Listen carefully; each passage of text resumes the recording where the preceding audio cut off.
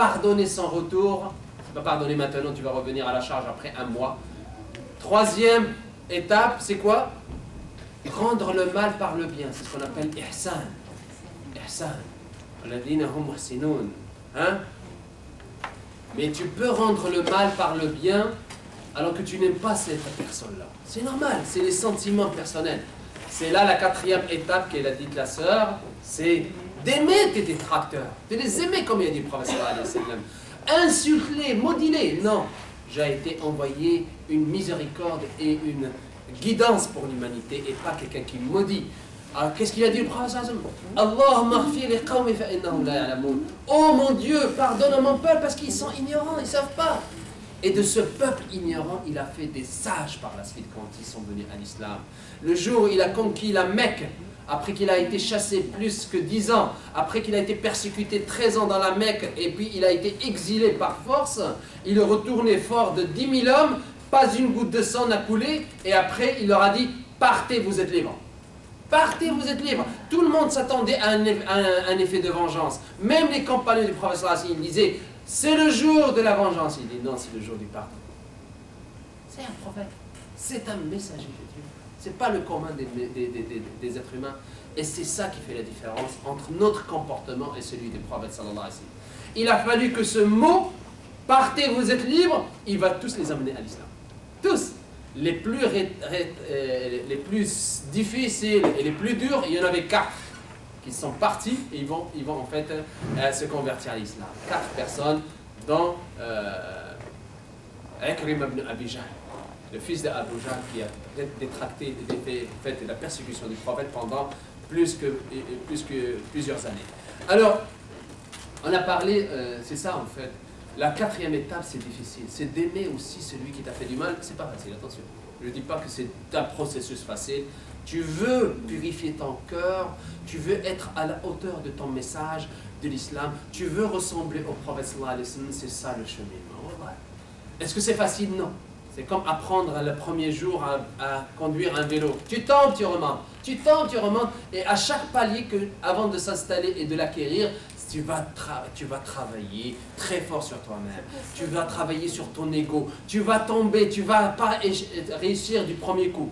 Mais tu vas avoir, avec la persévérance que tu veux t'approcher de Dieu, tu vas finir par l'acquérir, cette étape-là. Alors, la dernière, c'est, comme je dis, c'est d'aimer ton détracteur. C'est ça qui va faire que cette personne-là va finir par comprendre à la fin. Alors, il conduisait ses compagnons et était le prophète le premier à saluer lorsqu'il rencontrait quelqu'un.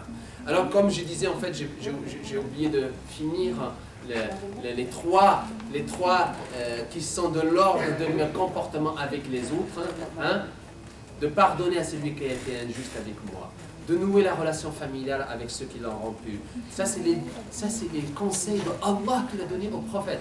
Et le prophète, il dit, moi je vous les offre. C'est pas tout le monde qui est capable de les appliquer, ça c'est clair. Parce qu'il y a juste une élite, surtout ces trois-là, de pardonner à celui qui t'a fait du mal, de donner à celui qui t'a privé, de pardonner, de nouer la relation familiale avec celui qui l'a rompu. Et les 3 derniers, c'est ceux-là qui sont dans ce contexte où le prophète sallallahu alayhi wa sallam dit que mon regard est une réflexion. Quand je regarde le prophète sallallahu alayhi wa sallam, il voit les signes de la création de l'univers. Je vous ai dit 2 choses dans le Coran pour éveiller notre foi en Dieu. C'est lesquelles, ces 2 choses? C'est récurrent, ça revient tout le temps dans le Coran. Vous le lisez, vous le savez, mais on les a oubliés. Hein? Comment créer la foi dans nos cœurs? Comment soutenir cette foi? Comment l'éveiller? C'est l'observation. C'est de voir, observer 2 choses.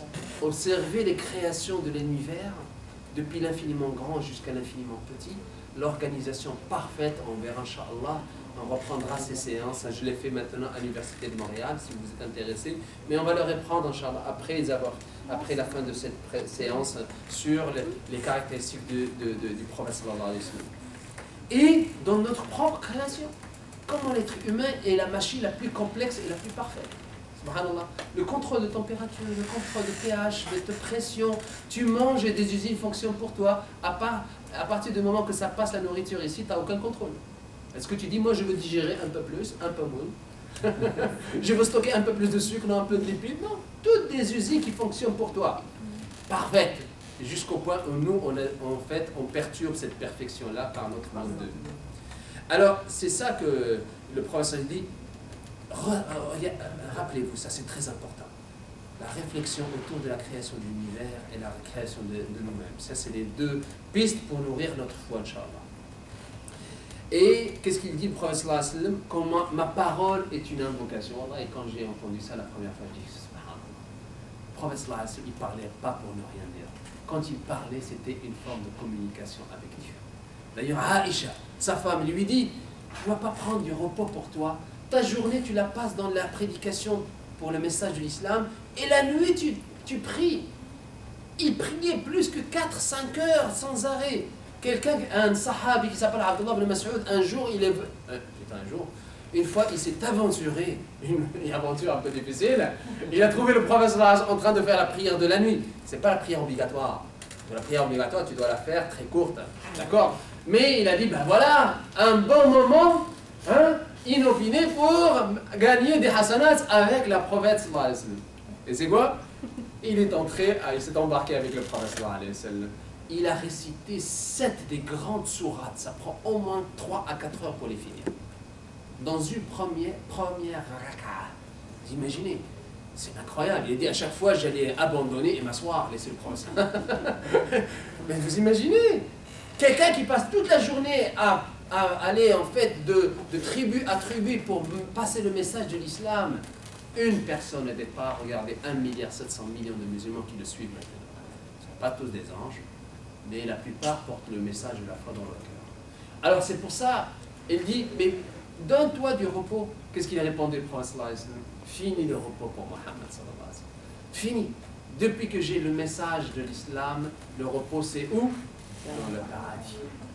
Et c'est ça. Est-ce que nous, on ressemble au prophète sallallahu alayhi wa sallam? Est-ce que tu as trouvé le délice de la foi dans ton cœur? Le meilleur témoignage que tu aimes Dieu, c'est de travailler pour sa parole. C'est de répandre sa parole, parce qu'il y en a plein qui vivent en fait la détresse. Il y en a plein qui vivent le déchirement interne. Il y en a plein qui vivent le malheur. Attention, le bonheur, ce n'est pas juste le bonheur matériel.